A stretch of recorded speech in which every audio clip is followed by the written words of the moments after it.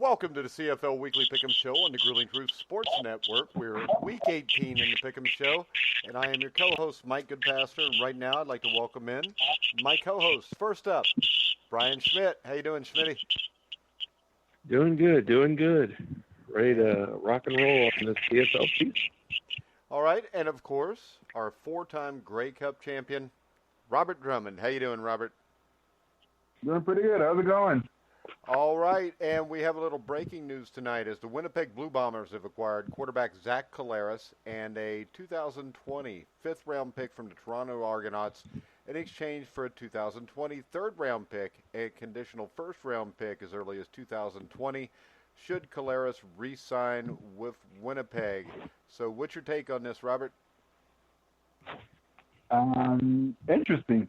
You know, I know with Mike Pinball Clemens becoming the general manager of Toronto this week, he's definitely got the mindset, the attitude and the charisma to definitely get that team back to where they need to be, because right now they're hanging in the wind. They're not a good team. They're not a good organization. I played him to Jim Pop also. Sad to see him go, but he did the best he possibly could. And now it's time for new management and a new era to take over, and I think Pinball is the perfect man for the job. All right, what's your take on Collaros to the Blue Bombers, Brian? I definitely think it helps them. Obviously, if he can stay healthy for the playoff run, I think it definitely helps them. But definitely a big move. This is one of those where I think that Winnipeg feels like they've got to make a move, shore up that quarterback position going into the playoffs. So this is definitely a big move. Yeah, and this is a team with the talent to make a run if they can get some good quarterback play. We saw that earlier in the season. So who knows here? I think it's worth a shot for the Winnipeg Blue Bombers. Let's go ahead and start off with the Hamilton Ticats. Dane Evans threw a pair of touchdowns to help give the Hamilton Tiger Cats a 42-12 win over the Edmonton Eskimos on Friday night. The Tabbies remain perfect at home and hold a 12-3 record. They will clinch first place in the East if the Montreal Alouettes lose to the Calgary Stampeders, which they didn't, so they haven't clinched anything yet. So when we look at this, I still think it comes back to the same thing, Robert. Dane Evans is pretty damn good, and so are the Ticats. Yeah, we're past the point now of calling him a backup quarterback, or he's a starting quarterback in this league. And Hamilton's just been consistent the entire year, and they're my odds-on favorite right now to win the Grey Cup, because offense, defense, special teams, the three avenues that you need to control to win games, they're controlling, and they've just been a consistent team all year, and he just adds to the hype that they've had all year long, in the way they've been playing. Yeah, Brian, when you look at it defensively, I think they're the best team in the CFL. Offensively, they're diverse because Dane Evans throws the ball really well. Tyrell Sutton in this game, 11 carries, 88 yards. Yeah, diverse on offense, good defense. Those are key ingredients. I think what people tend to talk a lot about as they talk about Dane Evans and offense, rightfully so, but this Hamilton defense has been pretty good. When you play good defense and you're an efficient on offense, that puts you in a position to win, especially in the playoffs when things get a little tighter. Yeah, and we switch over. Another team with good defense is the Montreal Alouettes, and their defense had 3 forced fumbles, an interception, and 2 sacks to help them come out with a 21-17 over the Calgary Stampeders on Saturday. Vernon Adams Jr. tossed for 206 yards, completed 18 of 29 passes. Eugene Lewis led the team with 86 receiving yards, had a 41-yard reception to help set up the score in the second quarter.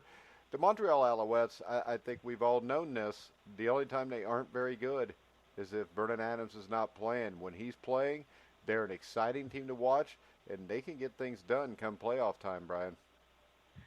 Yeah, they really can. We talked about this last week, that Vernon Adams is such a difference maker. When he didn't play with the suspension, they lost.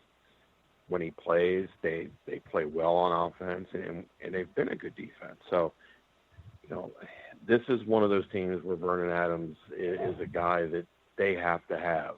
He stirs the drink and makes it happen. And without him, they go from a good team to maybe an average to below average team without him.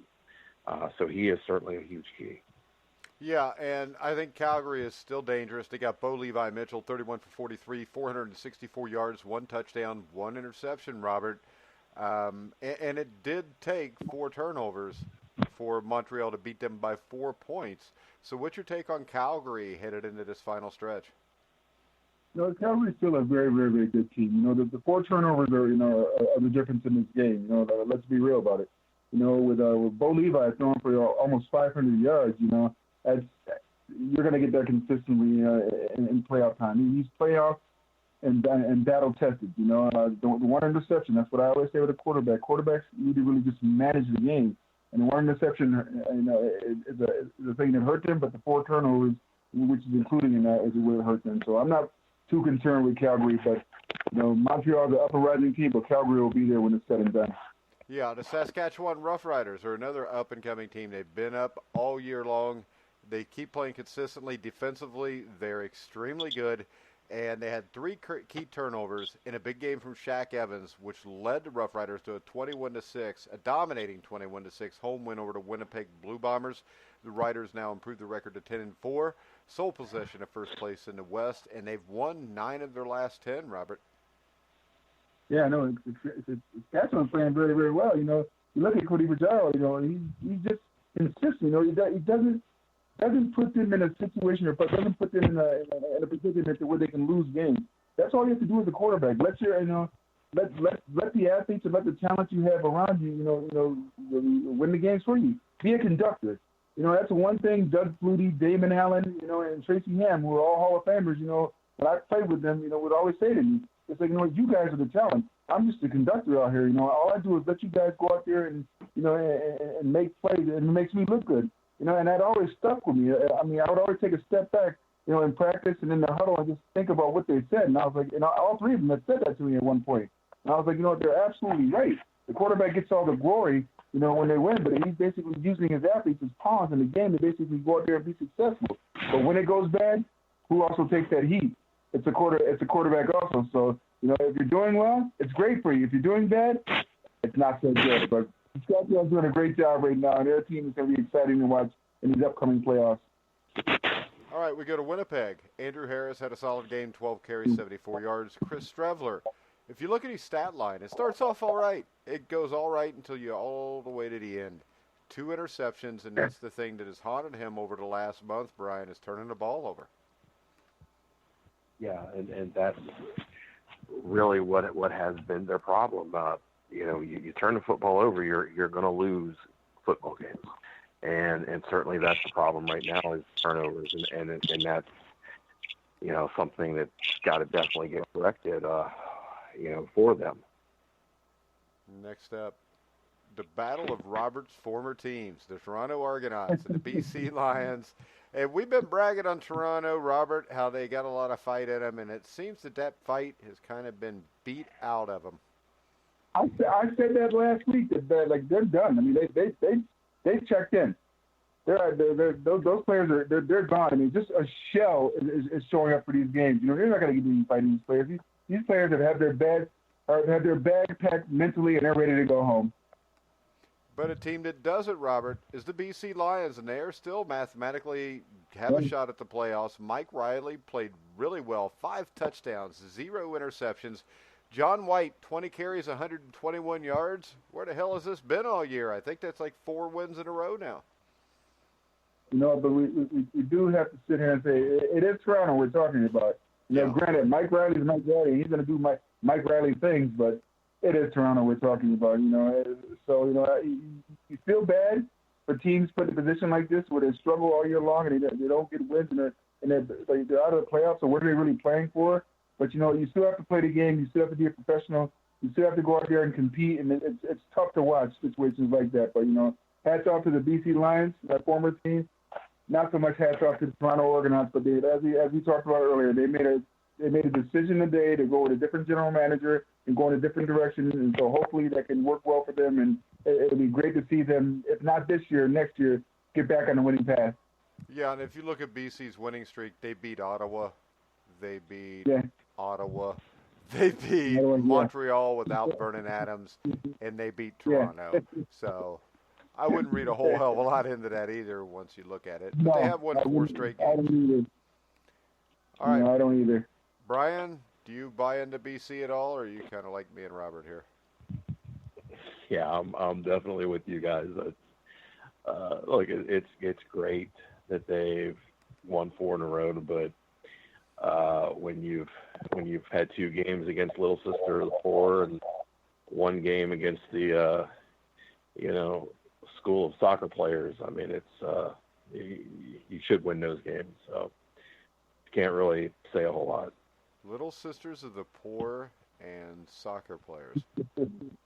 School of soccer players, yeah. The school for soccer players. Where's that school for soccer players located? Probably somewhere around here. I don't really want to know where it's at. So. I don't even know where you're at, Brian. Where are you at? Brian's all over the place. One time he's in North Carolina, then he's in Ohio, then he's in Washington. He's stealth. You never know where I'm going to be. Well, he's trying to keep the authorities from tracking him down.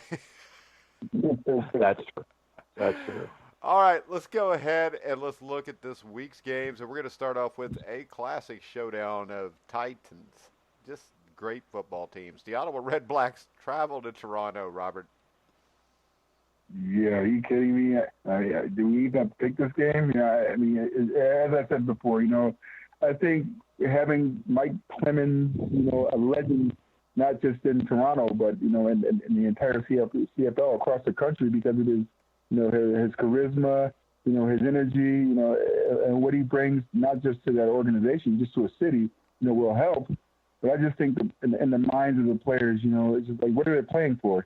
They're playing to stay healthy and get ready for next year. So, I just think that as bad as Ottawa is, they're just a little bit better than the Argylls right now, who are in turmoil. Well, answer me this question. Is Mike playing this weekend? That's why I'm going with Ottawa. No, he's not. If he's playing, maybe I'll go with him. But I'm going to go with Ottawa, too. What do you think, Schmidt? Yeah, I'll go with Ottawa. And really, both teams get the hell beat out of them all the time, so it's really hard to pick that one. Next up, interesting matchup in Calgary. Saskatchewan travels to Calgary to play the Stampeders. This is a big game. Brian? Ooh, yeah, it is a big game. It's for first place, basically, because right now Saskatchewan's 10-4, Calgary's 9-5. Yeah, and I'm gonna go with Calgary, but boy, this is a toss for me. I'm gonna go with Calgary just because it's a big game. They're at home. Calgary is Calgary, but this is one of those that you ask me 5 minutes later, I may go with Saskatchewan. I think this is a toss-up, and I think this is going to be a great game. All right, Robert? Great game, but I'm going to go with Calgary also. I just the Calgary mystique, being home, just Bo Levi Mitchell, just finding a way to get to get things done, when it's crunch time.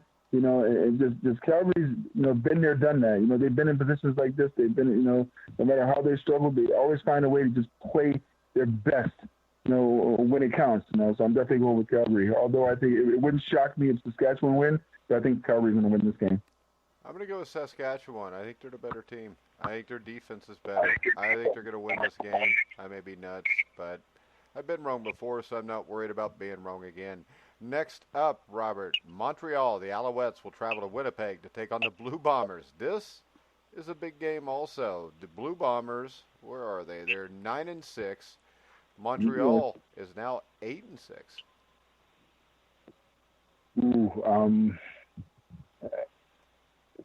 My gut tells me, to go with Winnipeg, but I'm gonna go with Montreal. My head tells me that, just Vernon Adams Jr. just find a way to get it done. That young man has been, the power source for them the entire year. And I just think, even though they come off that, four turnover performance, and still won a game, last week. It's just they find a way to get it done. I think Montreal is the Cinderella of this year's CFL teams. The underdog that everyone counts out, but just they're going to find a way to sneak in, and they're going to give people fits and make some noise before they leave, before they bow out. Yeah, I think Montreal is going to win the game also. Winnipeg's offense has not done anything as of late. Montreal's causing a lot of turnovers. Chris Streveler gives a lot of turnovers. So unless Zach Collaros is suiting up on 1 or 2 days' notice here, I'm going with Montreal here, Brian. Yeah, I'm the same way. I just think Montreal's kind of that team with Vernon Adams that don't ever count them out against anybody. Winnipeg's turned the ball over. I don't think Winnipeg is near as good as Montreal is right now, and Montreal is just that team right now that I stop short of saying that they're going to win a Grey Cup, but they certainly it wouldn't surprise me at all. And it wouldn't surprise me either. And I feel like they're that team of destiny. They've kind of got that attitude of being a team of destiny. Yeah. And those teams are tough outs. So I definitely think Montreal's going to win this. Yeah, I agree with that. Next up, the BC Lions will travel to Edmonton to take on the Eskimos, Brian. Yeah, I'm gonna take Edmonton in this. BC's had that great little 4-game run, and that's great, but I'll take Edmonton. Robert? They stepped up to the girls. Yeah, we can sit here and say, it's Mike Riley, has something, the personal, to play for in this game, but I got to go with Edmonton also. I think BC had their run against, the also-rans at the bottom of the barrel, the not so top caliber teams in the CFL, and I think it ends there.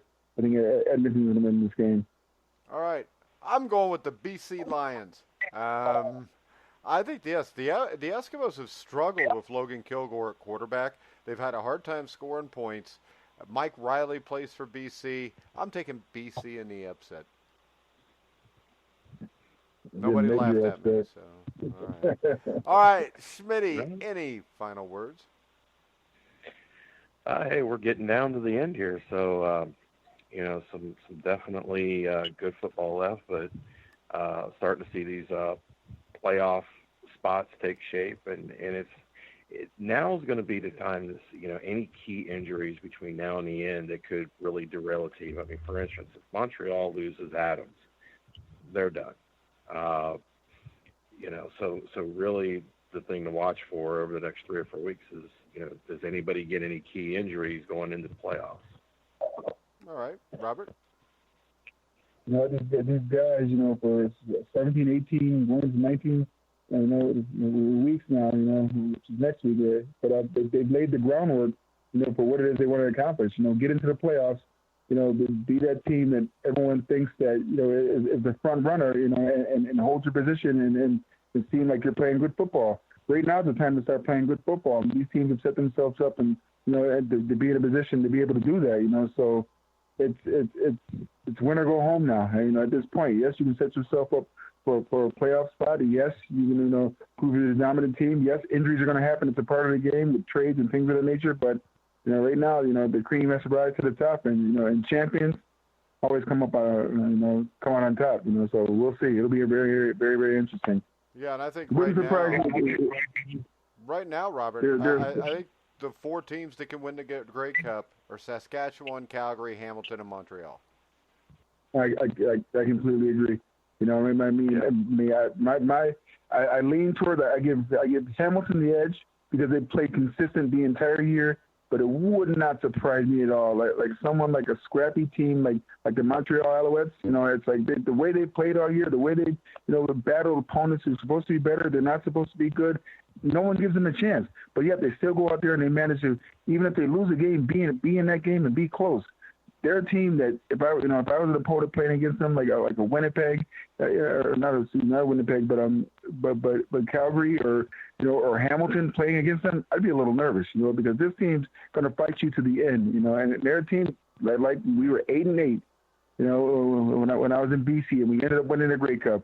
Never count a team that's playing with heart, desire, and drive out in Cameron. And Montreal right now is playing with heart, desire, and drive. They're a fun team to watch, and as long as Vernon Adams Jr. doesn't do anything stupid to get himself ejected or miss a week, they can go as far as they want to. All right, guys. We will be back next Wednesday night, and we will have the ability to take callers next Wednesday night if you guys want to do that. So. Not me. I don't know. You never know what kind of whack job you'll get. But so we will post that call-in number on Twitter Wednesday early on. The number will be 812-496-0852. So write it down. You can call in and talk to a legend like Robert or somebody like Brian Schmidt or myself. So basically you can call in and you can talk to Robert. He's a legend. Brian's a legend to me, so that's good. There you go. We're all legends just because we're on the Grilling Truth, because the byline is where the legends speak. So, all right, guys, we're going to wrap it up. I want to remind everybody to follow us on Twitter at Grilling Truth. Make sure you go check out our Facebook page, click like on that, and listen to all of our shows on iHeartRadio, iTunes, TuneIn, Spreaker, Stitcher, Spotify, YouTube. Wherever you find sports podcasts, you'll find the Grilling Truth. So, for Brian Schmidt, Robert Drummond, I'm Mike Goodpaster. You've been listening to The Grueling Truth, where the legends speak.